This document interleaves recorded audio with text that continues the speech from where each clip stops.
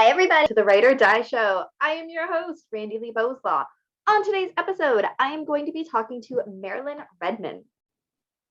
Welcome, Marilyn. Super excited to have you on the show. I am so glad to be here, and thank you for asking me. This is a delight. So, Marilyn is 3 hours behind me, so she had to get up super early to join us today. So, thank you so very much. You inspire me because I don't know if I'd want to get up that early. Well, it's working. It's a beautiful sunny day. It could be worse. Oh, well, that's good. It's a rainy, crappy day here. So, Well, we have more than our share in Washington State. We're known as a rainy state. So, okay. if you come to Washington, bring your umbrella. I will keep that in mind. So start with the easy question of tell us about who Marilyn is. Well, thank you for asking. I was originally a school teacher until I retired medically from teaching school. I've taught everything from kindergarten through college. Yeah, classroom and music. And then when I got to college, I started teaching metaphysical classes. And somebody in class asked me if I ever did counseling. And well, teaching is kind of like counseling, and you're helping the kids. Yeah. And so I said yes. And I decided I needed some more training to be a little better at it. And one thing led to another. I ended up taking some classes, which made me an ordained spiritual minister for counseling and a medium. Okay. And talking to people on the other side.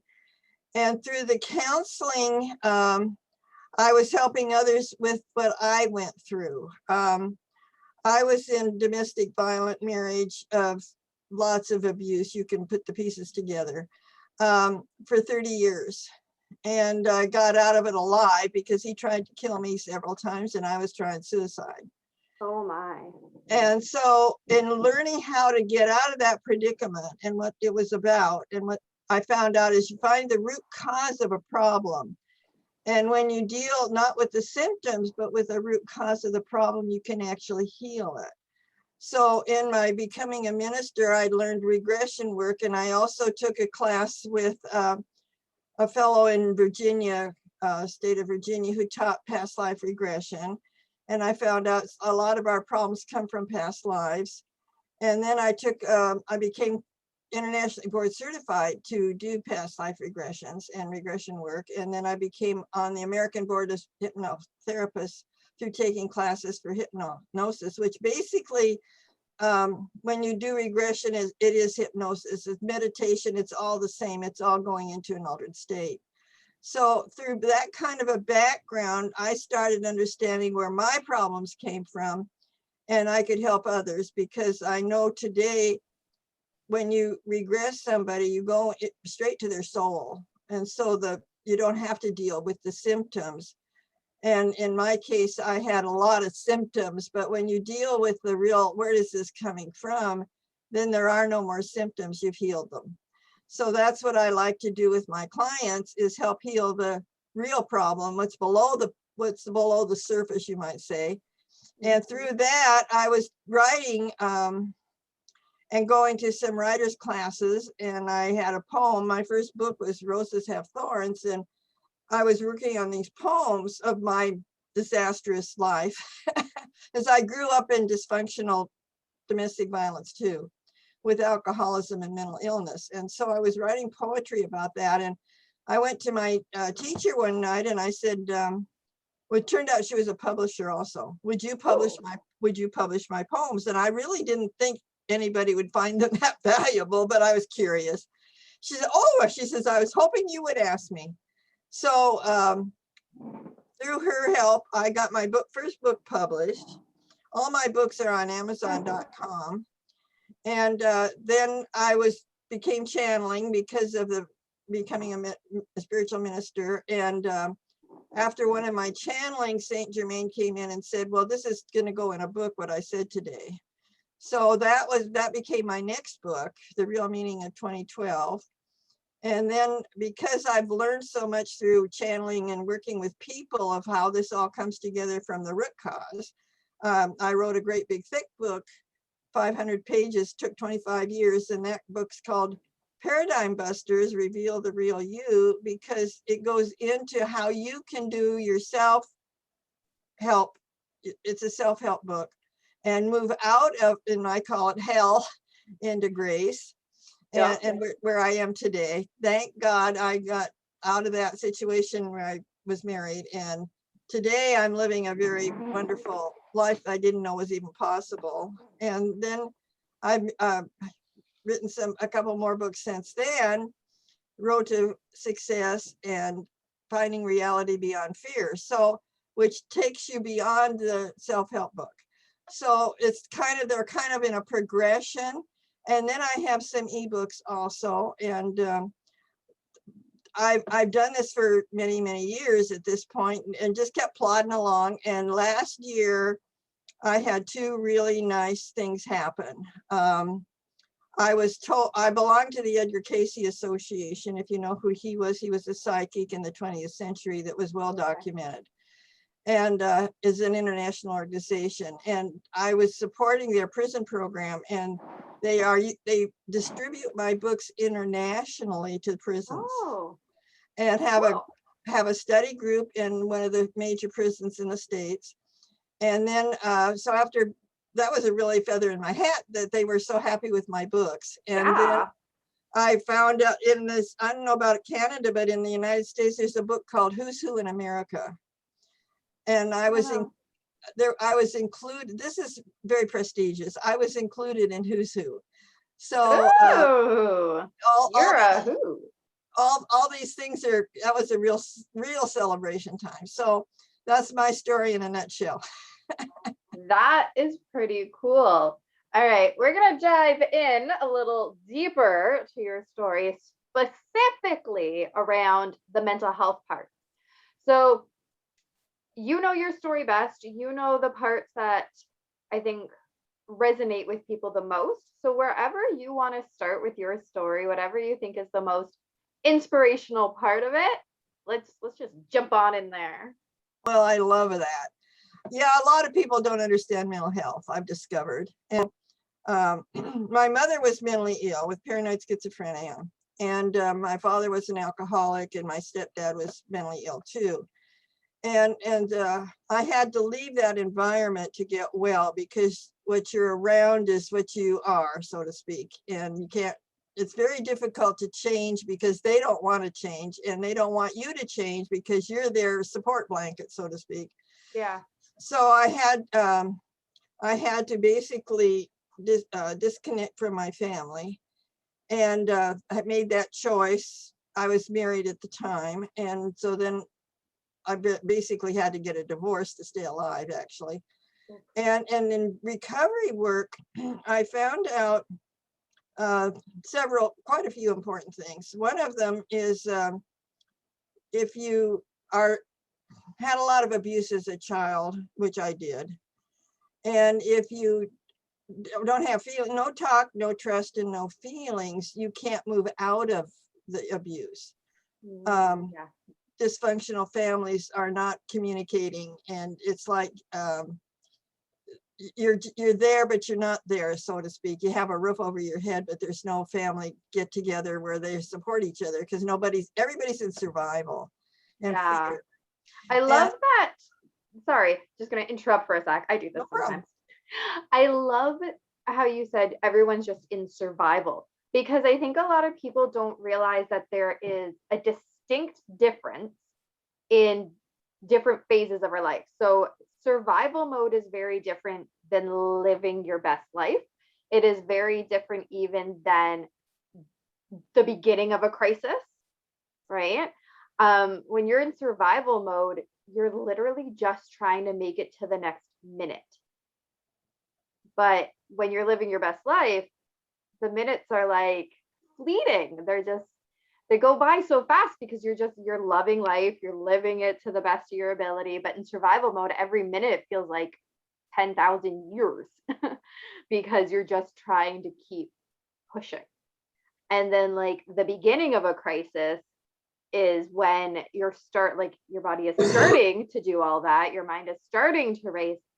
But I think that, and this is just my opinion, I'm not a doctor, I'm not certified, but from my personal experience, I think the best time, well, maybe not the best time, but when you start to notice that you're going into a crisis mode, that is a good time to take yourself back and ask for help. Because once you're in survival mode, it's whenever I've been in survival mode, it's 10 times harder to ask for help because you just don't know who to ask, because you don't know who to trust. Trust is a big part of it. You're right. So that's just my 2 cents from my experiences, because yeah, my stepdad was an alcoholic, and my brother was an addict, and just I had depression. So there was a lot of different components.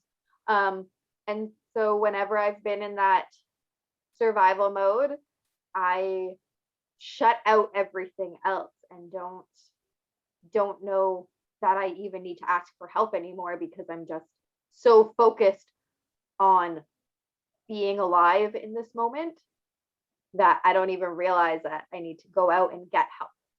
So at the beginning of the crisis is always my best time. Well, I didn't even know I was in survival. That's how bad off I was.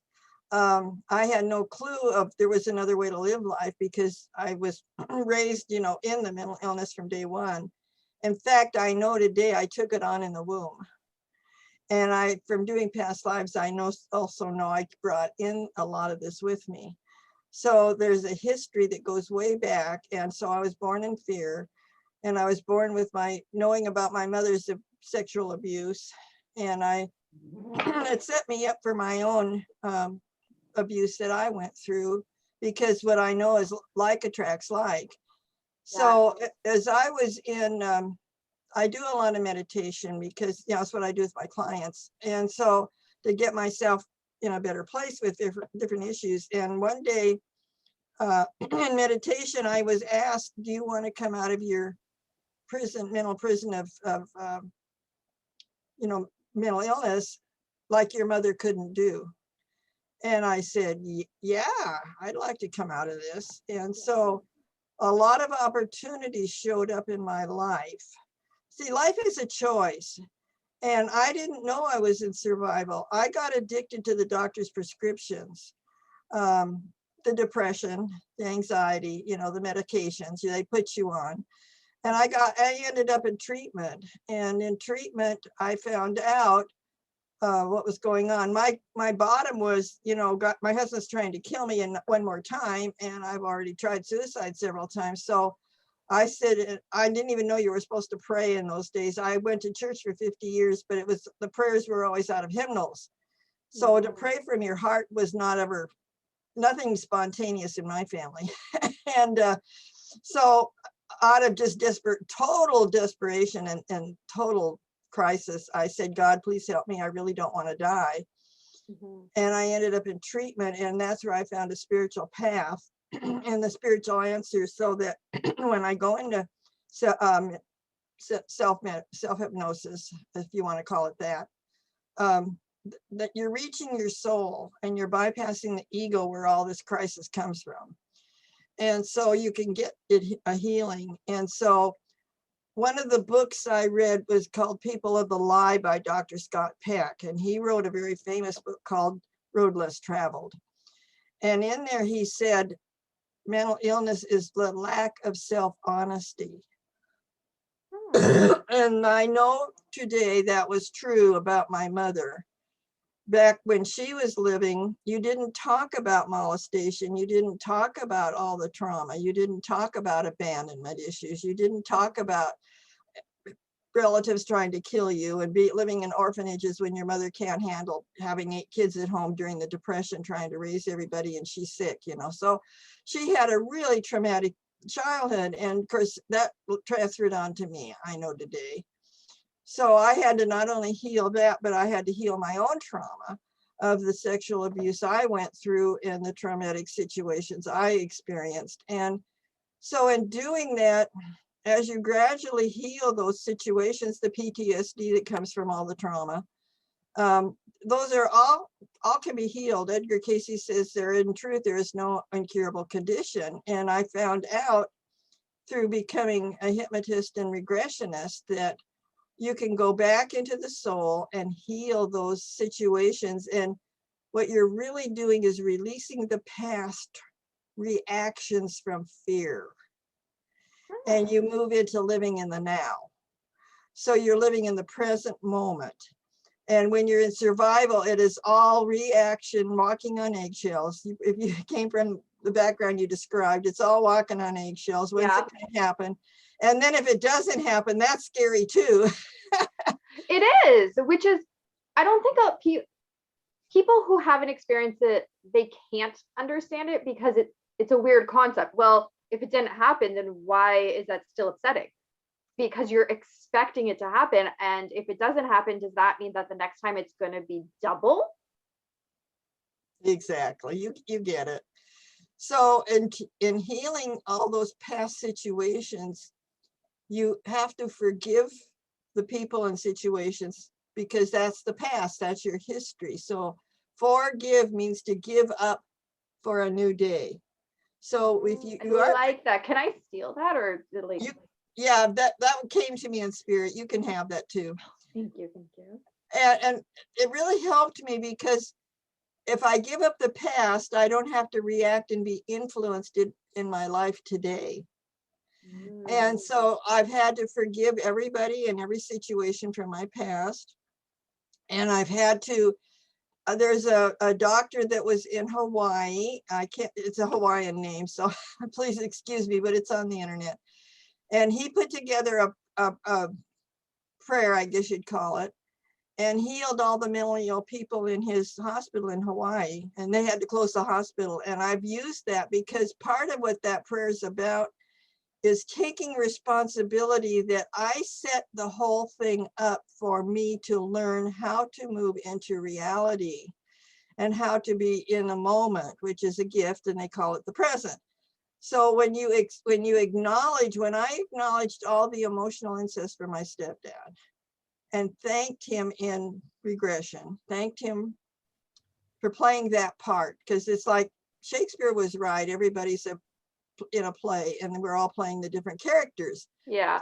So in my regression, I saw everybody on the stage and I'm standing up and they're taking their bows because the play's over and I'm clapping. They played their parts really, really well. Thank you for playing your part. And as soon as I took responsibility for my life, it wasn't a problem anymore. That is awesome. So sorry, I'm going to interject again. Okay. My thing is, if I don't, I forget. I have a very poor working memory. So I have to interject when it comes to me. When you're talking about forgiveness, that is such a hard concept for people to wrap their head around. And I was one of those people for a long time, because especially when you grow up with abuse in the house, how do you forgive the abuser? Like, in my mind before, and I have this conversation with my youngest all the time because we're working through some of his issues. Forgiveness used to mean, in my head, it used to mean, it's okay that you did what you did to me. It's fine. You can keep going, but it doesn't. And so I just want to make it very clear to people, if they're thinking the same way that I used to, that is incorrect thinking. Forgiveness, and that's why I loved how you said give up to a new day. And I'm so glad that you just told me that I can have it, because I don't know, might make a t-shirt out of it because it's so good. But forgiveness doesn't mean it's okay that you did what you did. Forgiveness means it happened and I can't change the fact that it happened. So I'm going to release that from me. I'm releasing it so I can move on. What you did was still wrong, but I don't have to live there anymore. I can live this other better life. So exactly, you're releasing the emotional attachment to it, so you are free of it. It's not for the person you're forgiving at all. It's to free you from it. Yeah. And I think that's a really good point. Forgiveness makes you I think of a ball and chain, and now you can walk away without the ball. Yes, that's great. I love visuals. I like that. So what I found out is because I do past life regressions, we write a script before we come in of what we need, energies we need to change in our whole soul energy. And it's not just this lifetime. So I have been in several past lives of this kind of predicament, and this was the lifetime where I was to release it. So I was with my ex-husband in several lifetimes of domestic violence. This wasn't the only one. So as I'm ready and able to at this point have enough self-esteem, and this is a really huge, you can't have self-esteem when you're drugging yourself. So I had to get off the prescription so I'm free to make rational choices and to let love in, because the drugs actually stop the love from entering your life. It's like a black blanket of the fear covers it up. The drugs, anything toxic will cover up the light of God. So you don't have access to that. And to learn to accept love. I thought love hurt because of my abuse. My stepdad would beat me with a 2x4, and I said, I didn't do anything. I was trying to be Miss Perfect so I wouldn't get hurt. And I said, I didn't do anything. What did I do wrong? And he says, well, I'm only doing this because I love you. And so I thought love hurt. So another part of, in my opinion, and from my story, is learning to let down the walls of protection from that survival so you can let the love in. Yes, I used to work at one of the Native Friendship Centers around where I live. And I was in the literacy and employment program. We did this program, and I can't remember what it was called. It was so good, but it was all about learning to love yourself. And it was like, I don't know, 8 or 12-week program, something like that. The videos were phenomenal and the information was phenomenal. And the biggest takeaway from that I had was that you cannot experience real love if you do not love yourself. And what you're saying is exactly what that program was teaching, because the takeaway is, like I said, that I got was, if you're not loving yourself, you're going to attract other people who don't actually love you, but they're, I love you, so I'm hitting you, right? But it's not real love, but you don't understand that that's not real love because you don't have proper love for yourself. And I definitely had a few bad relationships, not nearly as bad as what I'm hearing, but they weren't good. And so luckily now have a wonderful husband. Wonderful. But you have to love yourself first.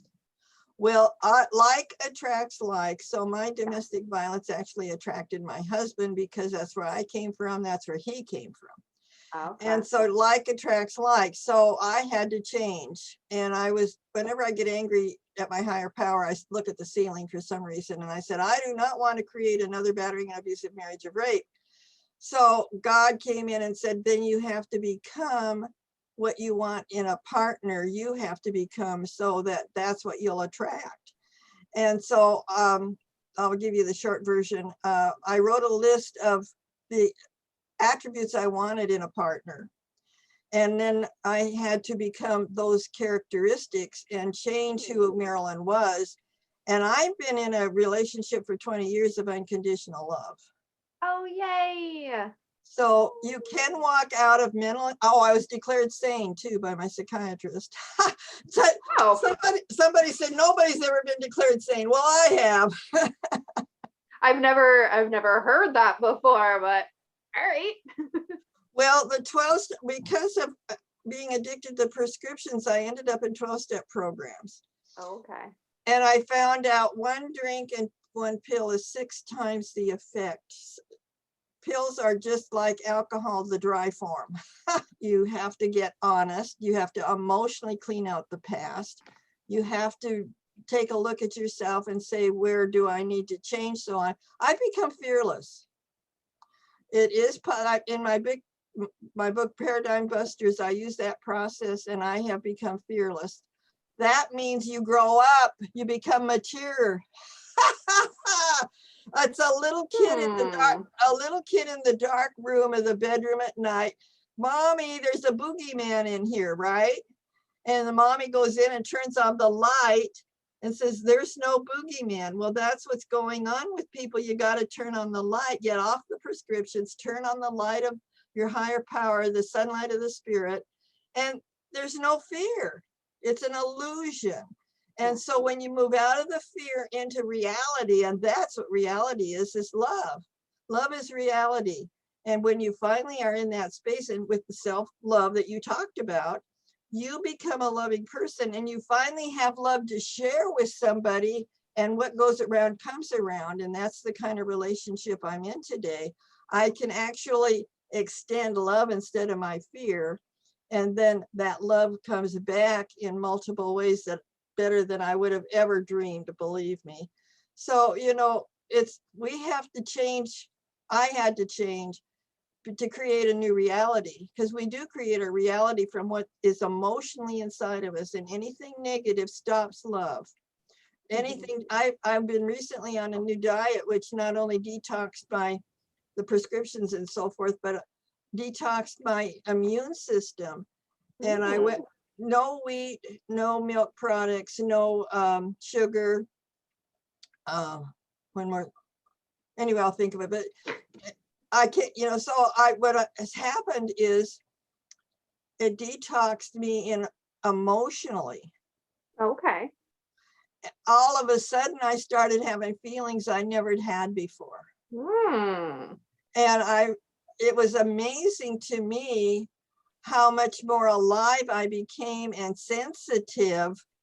And it was like a whole new world. And it's like inside, like who's in there today? It's not the same person. Yeah. We're growing and changing every day. Or I shouldn't say we are growing every day, because some people want to stay fixated, or not that they want to, but they just don't know how to change. That's what my books are about, is the how to. Yes. But either way, every single day we're different, whether or not you're consciously changing or not, because every day we're at least one day older, which means we have to be different. And so we can use that opportunity then to change and grow for the better. Well, I didn't know there was a different way to live life until I got to treatment. And I ended up in Al-Anon first because I was so codependent. Abandonment was a huge issue for me. And I know it was for my mother too. And when we're feeling abandoned, we're separated from the love and the life force of the universe. And that comes the opposite being self-love, that you're loved and taken care of by your creator, no matter who you are, because you're his child, you're part of the energy of the loving universe. So you've never been abandoned. And so to heal that is a major part of mental illness, is that you are a part of. I always was the wallflower. I was always last man picked for the ball team. I was the last one picked to somebody come and dance with me in school. I was never part of. and to all of a sudden, some things have happened to me that are just amazing. I'm in some 12-step groups on Zoom, and I couldn't get in. This happened just this week. I couldn't get in through some Zoom problems. Yeah. When I finally made it in, the people were cheering. Here's Marilyn. That never happened to me before. I'm just sitting there saying, oh, I'm not cellophane. People actually see me. I'm here and they're noticing me. And it's like, wow, this was huge for me. That's good. That is so good. So, we can change. It takes work and courage. Yeah. But for me, I don't call it courage as much as, okay, God, I need more faith for this one. Here we go again. Yep. That's fantastic. So, I feel like you've talked a lot about how you've overcome some of this and some of those coping skills, but what is a coping skill that you've used that you find really, really worked well for you? Well, for me, it's meditation. My church, I went to church for 50 years, sat in the pew, taught Sunday school, sang in the choir. And I'd come home Sunday afternoon and get beat up. So, church was not my answer. And so I ended up in 12-step programs, which are spiritually based. Yep. And I found out if you meditate, and my church used to preach against meditation. That was the voice of the devil, my church said. And the minister had all the answers. Well, it turns out it's actually the voice of God. Your intuition is God speaking to you. And if you bypass the ego and go into your heart for direction and guidance, you get the information you need for your life, not what experts say. It's their life. They're talking about their life. What other people think's none of your business. Go in and find out what you need to hear for you, because you're an individual. You're not a rubber stamp of everybody else. Yeah. So when I learned to meditate, I scared the dickens out of me originally. But today I meditate every morning before I get my feet on the floor, because I need directions of what I'm supposed to do that day. And as a writer, sometimes my agenda changes because God says, well, you're going to do this instead of that. So, but the funny part is my life comes together much better when I meditate in the morning, and because what I'm directed to do gets done. But I also, the weird part of it, I still have time for what my other situations are that need to be taken care of. That it all gets done. Good. So, yeah, it's like time just takes care of itself, and it's not like I'm missing out. It's just allowing me to do the right thing, because that's what reality is, doing the next right thing. And our minds are so caught up with all this agenda, the list of my to-do list, or the pressures from yesterday, or the bills needing to be paid tomorrow, or, my mind is so full of all this other stuff. And to just take care of right now, this is what I need to take care of. That's the next right indicated thing, keeps me in reality. And that's huge for mental illness, to stay focused right in the moment. Put your focus on, this is what I'm working on right now. And it will take care of itself. And the next thing comes along and it takes care of itself. And you get through the day. And like last night, I says, gee, I didn't think I'd get all that taken care of, and it was done, So it actually makes my life more effective and more productive. Good. I love that. A lot of people a lot of people say that meditation is one of their best coping strategies. I try. I'm still trying because it's not an easy thing to do.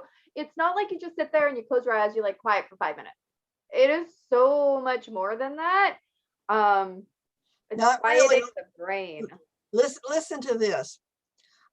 When I first heard that I was supposed to meditate, because that's part of the 12 steps.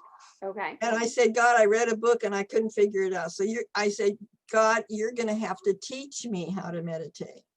So I was in bed, exhausted from teaching. The psychiatrist put me on a sabbatical for 2 years because I was in such exhaustion from being a workaholic overachiever, trying to survive. And so I'm just laying in bed with my arms open and my heart open. And I said, God, you teach me whatever you tell me, I'll just listen. And so for a whole year, I just laid in bed and in exhaustion. I couldn't even watch television. I was so bad. Oh. And whatever started coming, gradually I started hearing silent voice inside. Yeah. And so that started actually giving me help to heal my relationship with my mother. And then the second year, my husband abandoned me out of state on a vacation and left me on the beach at Oregon. And I went to the beach and meditated, and I said, now what am I supposed to do? And the directions came, and I said, oh, you don't understand. I can't do that. Well, I was so codependent. To ask for a temporary separation was absolutely impossible in those days. And so that's the directions I was given. So after 3 times, that's the same directions. I said, okay, if that's what I got to do. And the rest of the story was hell to pay, because when I asked for the separation, he just couldn't handle it. So but what I found out is when you hear the information, you have to act on it. Oh, yeah. And the action is what makes the change in your life. It's the energy has to flow. So I always was a fence sitter. don't choose anything, because if you don't make the right choice, you know, it's going to go down the tubes. So I never made choices. I just was a zombie, sitting on the fence, always wondering what's going to happen. And so when I had to finally make choices and follow through with those choices, then gradually it got easier and easier to meditate, because I knew it was going to work for me. But I had to open my heart. I had to make the decision, whatever you bring me, God, I'll listen to and pay attention. And I didn't use a lot of finagling to meditate. I just asked God to show me how. And it's what I'm finding out is my resistance is what stops it. If I'm open-hearted, nothing's going to stop it. Well, that's the hard part of it, though. That's what makes it hard, because when you go, for me, when I go to do it, every other thought rushes in to try and stop me from being quiet, and it's hard to get all those other thoughts. That's what my brain, I just need to Well, let me give you 2 pieces of information. First of all, you can fire the voices in your head. I've been doing that slowly. All right. So if you're fire the voices, be specific, you know, humbly remove whatever this message is and replace it with love and grace. So you always want to replace what you're firing with something positive. Yeah. The other thing is, oh, but I had it for a minute. Oh, the word hard. That's a judgment. You're judging yourself. I took the word hard and easy out of my life. It just is. Is. Love is. God is. Life is. That's no judgment. And when you take the judgment out of it, you just do it. Yeah. That makes sense. Yeah. You're setting yourself up like a runner down the track. The run, you have to run and jump over the barriers. You're putting your own barriers up when you say it's hard. It's true. That is a good point. So now, I mean, you've already kind of talked about what books that you've written. So where, and you said Amazon. So is that the best place for people to go and get a hold of them? They can get them at Amazon or Barnes and Noble on the internet. And I also have a blog, Marilyn Redmond's books, blogspot.com, and that'll connect you to my books too. And I have a lot of articles on my blog. I have a website, angelicasgifts.com. I've written hundreds and hundreds of articles. I have 2 columns every month I write. One for Sussex newspaper, is an international newspaper on the internet. So in fact, that's this weekend I sent out my newest column for that newspaper, Sussex newspaper out of England. And I have I have 176 YouTubes. Nice. And I would love to be able to put this on YouTube. So if you'd send me the link for this. Yes, when it gets posted, I will definitely be sending you the link. And so my YouTubes are a variety of things. Some of them are channeling, because I am a medium, and some of them are lectures, and some of them are interviews, and some of them are just like us, we're just chatting away, whatever, but they generally have a point and a topic. And, you know, I always try to help people with whatever is going on. I have an uncanny way of picking up, as a counselor, it's been very valuable. I have an uncanny way when people come for counseling is to be able to see from what they're saying, what the root cause of their problem is. Immediately, you go to the opposite of what's going on with them, and that's what they got to work on. So, I've been able through that to be able to share that kind of information of when people start talking, I know what their concern is or what they need to deal with and turn around. And I've discovered, you know, it's usually something where you're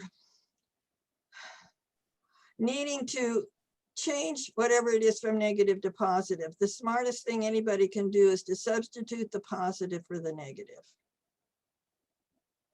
And that puts you in a line with the universe. That puts you in line with the love of the God, of your higher power. God is always positive. So no matter what's going on, rephrase it. And are you familiar with affirmations? Oh, yes. Okay, well, what you're doing is you're affirming the truth. Yes.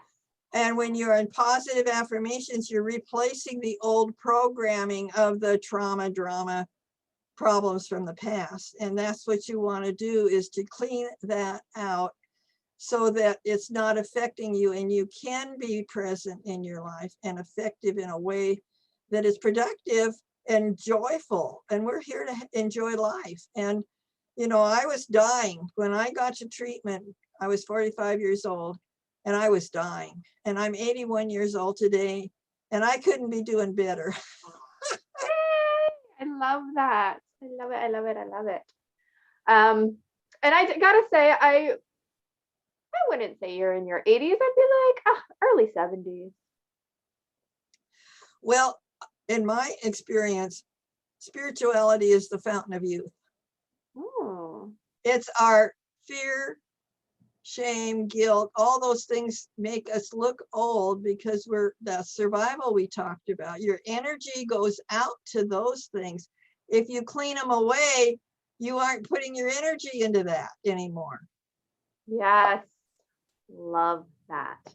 And all of the links to get a hold of Marilyn, read her blog, get a hold of her books, they will be down in the description below. Oh, well, thank you. Very easily find it. And thank you so much, Marilyn, for being on the show and sharing with us. Well, I've enjoyed every bit of it. Bye. Bye-bye. Have a good day.